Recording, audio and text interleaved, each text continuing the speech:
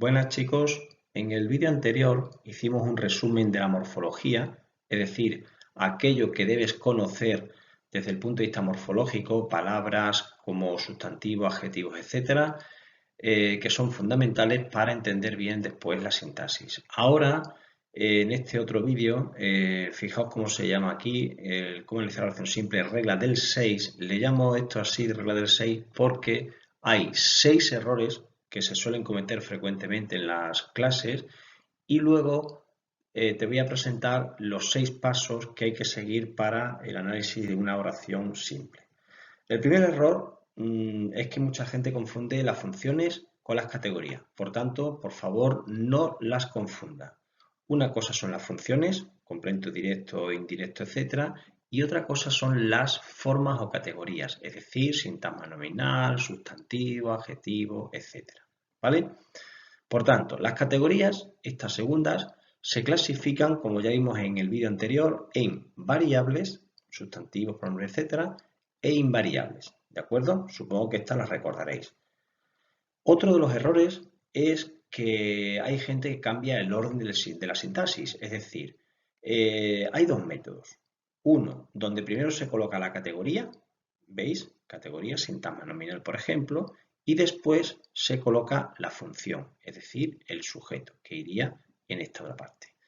O bien utilizáis ese método o bien utilizáis este otro. ¿De acuerdo? Función más categoría, es decir, el sujeto que estaba aquí al final lo pongo al principio y entre paréntesis se pone cuál es la estructura de ese sujeto. Cualquiera de los dos métodos son válidos, ¿vale?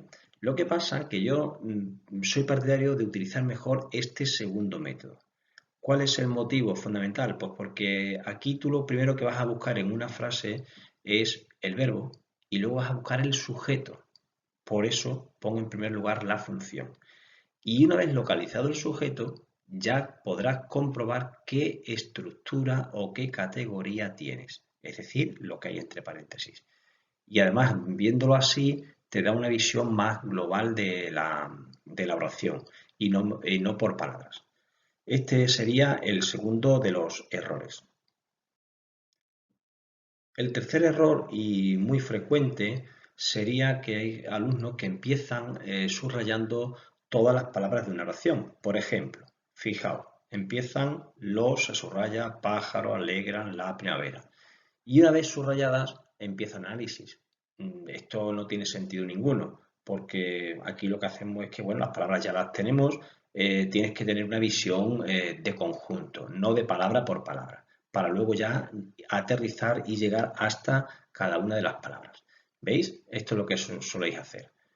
Evitar este problema, por favor. Evitadlo porque lo ideal sería así. Los pájaros alegran la primavera. Yo busco el verbo, que serían alegran, y una vez que he encontrado el verbo, lo cambio a singular para averiguar el sujeto.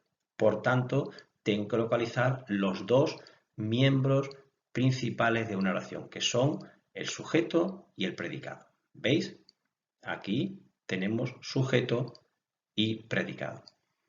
Os recuerdo lo que dije antes. Yo pongo primero el sujeto y luego entre paréntesis pongo que está formado por un sintagma nominal. Lo mismo ocurre aquí. Primero pongo predicado y digo que está formado por un sintagma verbal. Me da igual este método como el otro, es decir, poner primero sintagma nominal y es un sujeto, sintagma verbal y es un predicado. Insisto, por favor, lo que dije antes, no cambiéis el orden. Si empezáis con un método, seguís siempre con ese método. Bien, una vez localizado el sujeto y el predicado, ya sí tengo que pasar a ver cuáles son los componentes de este sintagma nominal y los componentes de este sintagma verbal. Es decir, aquí ya tengo que poner el determinante y el núcleo. En este caso, este núcleo es un sustantivo.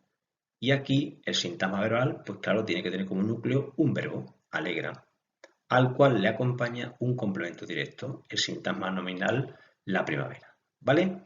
Y una vez establecido eso, el tercer nivel de análisis sería que este sintagma nominal consta de determinante y núcleo. No os preocupéis de cómo averiguar aquí ahora el complemento directo o no. Lo que primero estamos hablando es los errores que no se deben cometer. Luego ya llegará el momento en el que analicemos las oraciones. El cuarto error, muy frecuente también, quizás uno que a mí personalmente no me gusta que utilicéis, porque soléis preguntar, y además se ve muchas veces en algunos manuales, al sujeto se averigua preguntándole quién y al complemento directo se le averigua preguntando qué. Yo sinceramente no estoy de acuerdo con estos métodos porque, bueno, en cursos muy inferiores y en unas oraciones muy concretas, pues sí, funcionan, pero después cuando avanzamos en los cursos superiores fallan. Yo os lo voy a poner con una sola oración y ya veréis que más adelante analizaremos oraciones donde realmente esto no es posible. No hay que hacer la pregunta de quién al sujeto ni de qué al complemento directo. Mirad esta oración. Esta tarde se comunicará el acuerdo. Si yo tengo presente esto de aquí, ¿qué tendría que decir? ¿Qué se comunicará esta tarde? ¿Qué? Es decir, complemento directo. Y aquí pondríamos complemento directo. Eso es un error.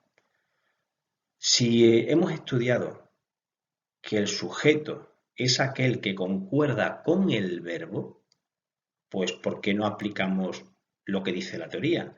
Si el sujeto concuerda con el verbo, voy a cambiar este verbo a plural, se comunicarán, y entonces tendremos que decir, esta tarde se comunicarán los acuerdos.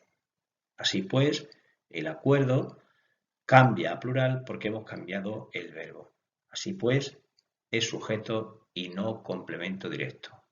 Cuidado, por favor, y repito otra vez, este error es muy, pero que muy frecuente. Por favor, no lo cometáis. Nunca hagáis preguntas al sujeto ni al complemento directo porque fallan.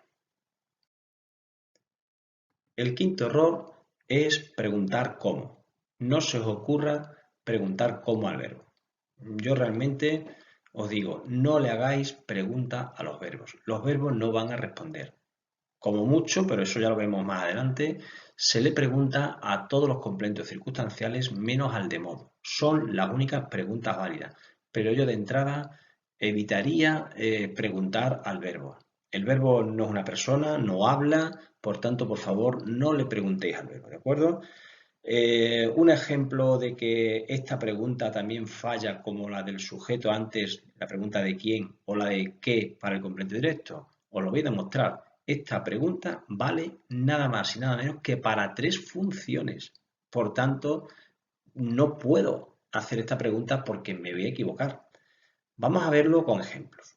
La primera, atributo. Mirad este ejemplo. Hoy el perro está muy alegre. Es un verbo copulativo. Esto es atributo. Pero ¿qué pregunta haces? ¿Cómo está el perro? Muy alegre, responde. Vamos a la siguiente función. El complemento predicativo. En este caso, el trabajador caminaba alegre por la calle. Si volvemos a hacer esta pregunta, ¿cómo caminaba el trabajador? Y responde alegre. ¿Veis? También es, en este caso, respuesta del cómo y sin embargo es una función de predicativo. Y la tercera, complemento circunstancial de modo. El agua sale con fuerza del grifo. ¿Cómo sale el agua? Con fuerza. Otro ejemplo más de que el cómo, si pregunto a un verbo, es atributo, es predicativo o es circunstancial de modo. Yo ahora no voy a explicar el por qué esto es atributo, por qué esto es predicativo y por qué esto es de modo. Llegará su momento. Yo simplemente ahora lo que estoy haciendo es que os deis cuenta de que no se debe preguntar cómo, ¿vale? Esto falla. El último error, también frecuente, no debes realizar un análisis semántico, sino sintáctico. Un análisis semántico es un análisis del significado. Y esto, pues a veces se confunde y yo creo que lo mejor es que os lo demuestre con una oración. En esta oración, el gobierno prestó ayuda a los habitantes del pueblo de la montaña. Fijaos que he resaltado las preposiciones para que veáis los complementos. Si montaña depende del pueblo, porque el pueblo puede ser de la montaña, de la costa, etc. Y pueblo depende de habitantes, porque los habitantes pueden ser habitantes del pueblo o habitantes de la ciudad.